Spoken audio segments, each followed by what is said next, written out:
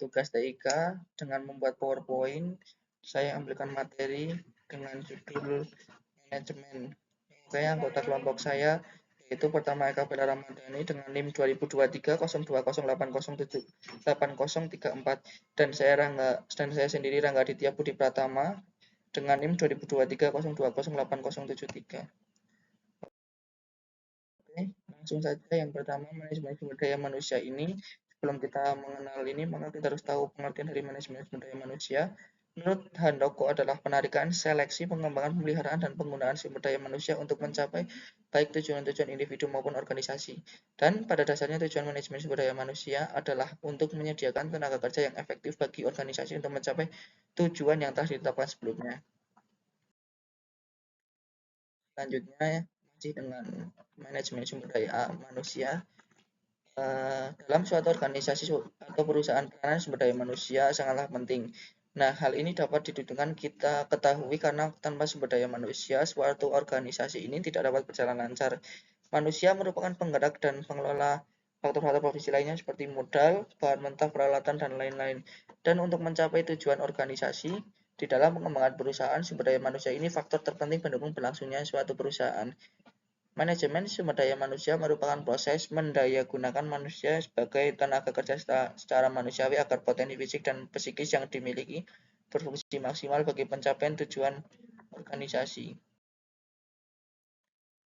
Untuk selanjutnya yaitu penerapan standar operasional prosedur. Pengertian standar operasional prosedur atau SOP menurut Tambunan adalah pedoman yang berisi prosedur-prosedur operasional yang ada dalam suatu organisasi yang digunakan untuk memastikan bahwa semua keputusan dan tindakan serta penggunaan fasilitas-fasilitas proses yang dilakukan oleh orang-orang dalam organisasi berjalan secara efektif, konsisten, dan standar. Untuk slide selanjutnya mungkin akan diteruskan oleh teman saya yaitu Eka Bella Ramadhani.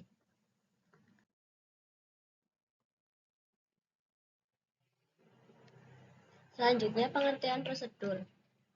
Menurut Cipto Atmoko, secara umum, SOP merupakan gambaran langkah-langkah kerja, sistem mekanisme, dan tata kerja internal yang diperlukan dalam pelaksanaan suatu tugas untuk mencapai tujuan instansi. SOP sebagai suatu dokumen atau instrumen memuat tentang proses dan prosedur suatu kegiatan yang bersifat efektif dan efisien berdasarkan suatu standar yang sudah baik. Pengembangan instrumen manajemen tersebut yang dimaksudkan untuk memastikan bahwa proses pelayanan di seluruh unit kerja dapat terkendali dan dapat berjalan sesuai dengan ketentuan yang berlaku.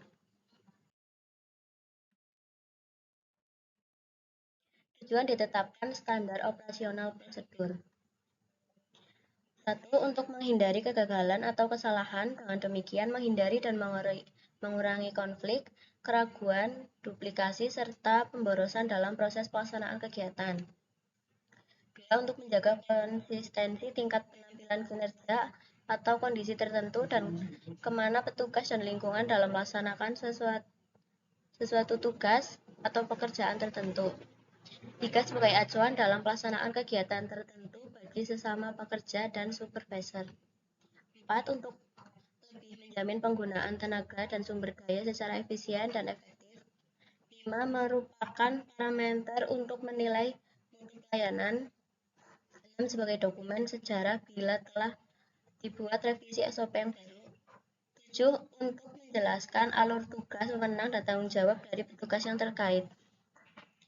Sebagai dokumen yang akan menjelaskan dan menilai pelaksanaan proses kerja bila terjadi suatu kesalahan, dugaan malpraktek, dan kesalahan administratif lainnya sehingga sifatnya melindungi rumah sakit dan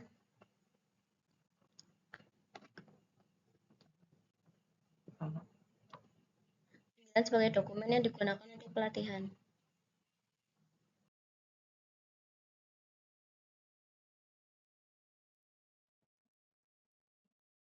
Fungsi dibuatnya standar operasional prosedur.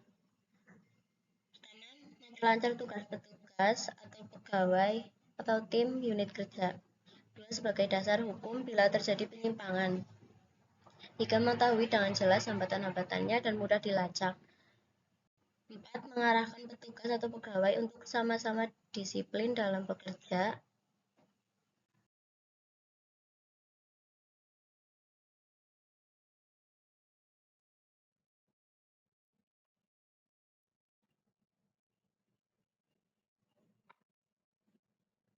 Oke, tadi dari materi yang saya berikan ini, yang pertama dari Google, yang kedua jelas dari Google Scholar dengan dapus saya Ambil Nawawi Hadari dengan judul Manajemen Sumber Daya Manusia dibuat tahun 2021. Sekian dulu dari kami berdua, kurang lebihnya mohon maaf. Wassalamualaikum warahmatullahi wabarakatuh.